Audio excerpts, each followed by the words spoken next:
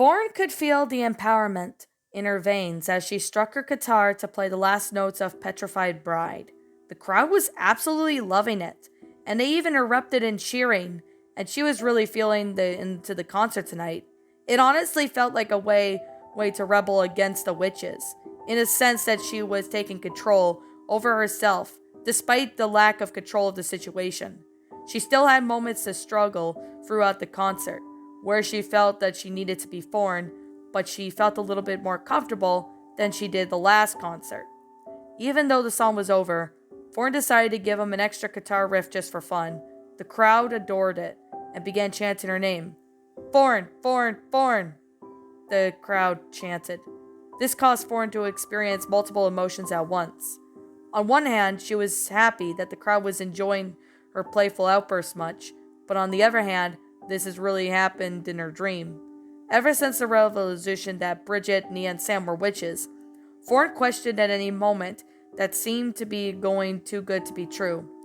The roars of the crowd could all simply be Bridget, Nia, and Sam playing mind tricks in order to convince her that she was loved by the rockstar life, thus keeping her placement. As the girls bowed each other as the curtains closed, Foreign turned to Dusk and Luna. Wow, that was a really good concert, Foreign said, feeling blissfully satisfied. Hell yeah, Dusk exclaimed. I can't believe how the crowd's energy was. Don't tell me, though. You probably think it sucked, didn't you, Luna? Really, Dusk? Luna sighed. She's right, Dusk. You have every right to disagree with her, but it almost feels like you're starting to pick on her. Foreign looked and took Luna's side. Whatever, Dusk snarled. Shh, Luna whispered. Susan could be coming backstage at any moment. We don't want her to know we're fighting. Oh, all right. Dusk quickly composed herself. Sure enough, all the others shortly came backstage. Wow, that was an amazing concert, Susan exclaimed. You guys did incredible. Especially I liked your guitar solo at the end, Foreign. Thanks, Foreign exclaimed. I really hope you guys come back here someday. I'd like to see another concert. Any chance you'll tour again? Susan questioned. Foreign gave Dusk a little substitute look, hoping to ensure that she wouldn't make some stupid remark about how they would have hundreds of tours again, when Luna had a feeling less than comfortable of the idea of touring. After a brief pause, Dusk responded, Maybe. We'll have to see when we release the next album. Foreign was proud of Dusk, even if she was letting the fame consume her. It relieved Foreign that Dusk still knew where the line was where it came to respecting your friend's boundaries. It wouldn't surprise Foreign if Dusk had just made this comment yesterday to those fans about lots more concerts. Obliviously, and the fact about the defensive part about it, if there's one thing Dusk hated admitting, it was that she was wrong. Dusk's backing off made Foreign feel perhaps there was still the old Dusk left in her, despite the new Dusk obsession with her fame. It was nearly about an hour of their way, but Foreign, Dusk, and Luna made a trek back to Lulu Cafe to drop off Susan. They had dropped off Bridget, Nia, and Sam at the hotel as per request. Foreign wondered if it was so they can be able to plot against them. Thank you so much for the ride, and thanks so much for the amazing night, Susan exclaimed. It was so nice meeting you all, guys. You're all my idols. Of course it was. It was also nice meeting you too, Foreign said. We wanted to give you something quick to remember tonight by. Foreign pulled out a piece of paper from her pocket, which she had written right before the concert, and handed it to Susan, who quickly unfolded it and read out loud. To Susan, you rock. Thank you for being one of our biggest fans. Never stop being who you are. Love, Foreign, Luna, and Dusk. Susan read, Aw, you guys, thank you. I'll never forget this night. Suddenly they heard a voice of Lula behind them. Thank you, girls, for making sure Susie got home safely. Lula appreciated. Foreign stepped out of the soccer mom van to talk to Lula. Of course. Before heading back to the restaurant with her grandma, Susan gave Foreign a big hug. That's okay, right? Susan said nervously, realizing that she should have asked. Of course, Foreign responded, as she hugged Susan back. I suppose I can give you one too, Luna said, as she got out of her vehicle as well as quickly hugged Susan. Well, I'm not much of a hugger, but I suppose I can muster up the energy for a hug, Dusk responded, as she too gave Susan a hug. Thank you so much. Bye, Susan said, as she began to walk back into the restaurant with Lula. She looked a tad sad to Luna, probably because wishing the night wouldn't be over. Thorn was happy to give the moment alone with Dusk, Luna, and Gus. She only wished it was just Gus. She supposed that wouldn't work anyway, since Bridget, Nia, and Sam were probably reading their thoughts as they spoke. That was really nice, Luna said. She just seemed like a sweet girl. Dusk and Luna, I thought you girls did a really great job not fighting in front of Susan, Gus complimented. Now we just gotta work on not fighting at all. I'm not allowed to be mad, am I? Dusk challenged. You are, but not at the expense of Luna's feelings. It's logical to be sad and upset about Luna's uncertainty about touring and what it means for the future of the band. However, you have taken it to the level of being punitive and pity towards Luna, and you're not even talking to her anymore. That's not going to be a good for your friendship, Gus advised. Your friendship with Luna is more important to you, right? For a moment, Thorn wondered if Bridget had given him the same orders, and that's why he's asking all this. But she didn't want to think of the worst. Gus seemed like a generally nice person, and was likely concerned about how their relationship, given mainly Dusk, was behaving. Of course it's not important. I really care about Luna, Dusk admitted. That's why I'm so pissed off that she might leave the band. When I'm finally happy, I hated playing in places that shitty bar and not feeling like we're going anywhere. Now it feels like we're seeing finally some success. And that's at every moment when Luna says she's not happy at all isn't fair. Aha! Now we have gotten to the root of the situation, Gus acknowledged. You're upset because you're scared. Scared you'll lose the fame if Luna leaves. I'm not scared, Dusk defensively replied. I just don't want her to leave, that's all. It is a badass staying in a band with my two best friends, and I don't want to lose that. And being popular makes me happy, and I don't want to lose that. It just seems to lose one thing or the other, no matter what. I wouldn't say that, Luna jumped in.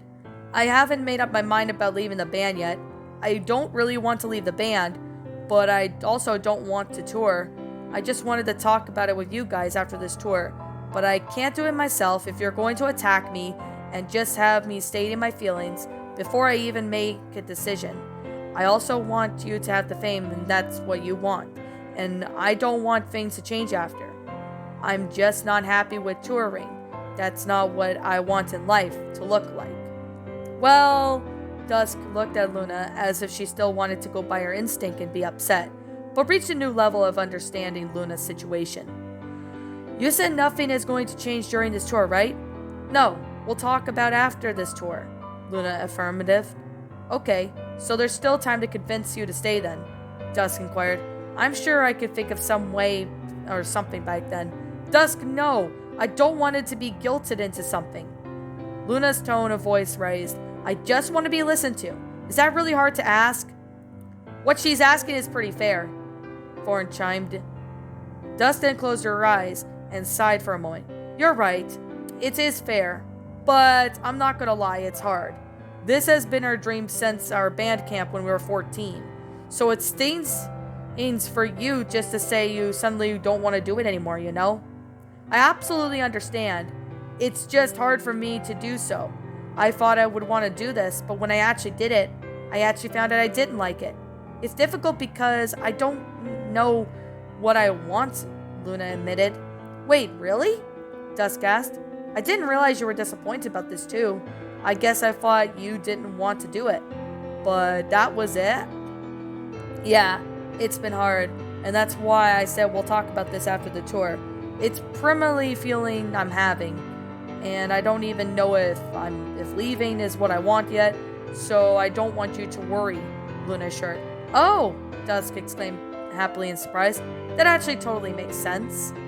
I'm glad, Luna smiled. I'm glad you owe someone an apology, though, Gus chimed in. There was a silence for a moment. Oh, so you mean me? I'm sorry for yelling at you and stuff, Luna. That wasn't right, Dusk apologized. admitting that she was wrong of one of Dusk's biggest weakness. So it was a bit of an awkward apology, but it seemed genuine to Thorn. So you're going to stay up late and read that Wicca book again, Thorn? You fell asleep reading it last night. Dusk quickly changed the subject. Thorn might have been offended by the subject quick change from anyone else, but she knew that Dusk was struggled with it, so she didn't mind that much. Thorn realized that it was a perfect uplit for staying up until midnight so she could sneak out to see Gus. Yeah, I think I will, Thorn smiled as she responded. The few hours had passed, reading everything you ever wanted to know about Wicca. Luna and Dusk had fallen asleep almost instantly, to which Thorn was grateful for, so she wasn't ungrateful for as well, however, was to how little she had found reading the rest of her Wicca book. It was all about balancing your everyday energy, the lifestyle of a Wiccan, and how to make your own spells. But the former of the two discussed very topical sense, while the spells were simply collective rituals of hoping to manifest something in the combination of your energies. It was interesting stuff, but ultimately nothing that would keep her defeat powerful witches. The clock read 11:38 when she finished her book. As if she was going to walk 12 blocks to meet Gus, she would have to get started on how if she wanted to ensure that she made it on time. It was times like this where she had wished she had a watch so she could keep track of how long it would take for her to walk to 12 blocks. She figured that she and Gus wouldn't be doing this so many more times, if any, so it wasn't a big deal to her. She quickly unzipped her suitcase, hid the Wicca book under her. I saw the Ghost of Oakhaven and Live t-shirt, and then checked one of the last times to ensure Dusk and Luna were asleep, before grabbing her coat. Sure enough, both of them were fast asleep. Dusk was actually snoring like a kitten, to which Thorn found cute. There wasn't going to be any better time to sneak out than now. Thorn did so quickly and quietly, she didn't want to risk bumping into one of the witches in the elevator. She hurried down the 2 flights of stairs of the Hats Regency Chicago to get to the first floor. Thorn quickly looked behind her on both sides to ensure that she wasn't being watched or followed. She didn't want to see anyone, so she kept going. It felt spooky to be walking in the middle of the night, so she tried not to look around too much. It was practically a windy night, to which the treetops swayed from side to side. It made the night even seem more creepy to Thorn. Once again she counted each block, and for briefly she looked down at the street she was passing. She mainly saw business street lamps and light-up signs, but not very many people. She saw a drunkard on one alley, but she didn't stop to confirm. 9 blocks. Thorn bustled over to the next street sign, which read East Person Street. 10 blocks. She saw a few storefronts and some street signs as she passed it. 11 blocks. Only one more block to go. She thought she could see the sign out. East Delaware Place. She thought she saw a figure up ahead, which could have frightened her, but she assumed it was her manager.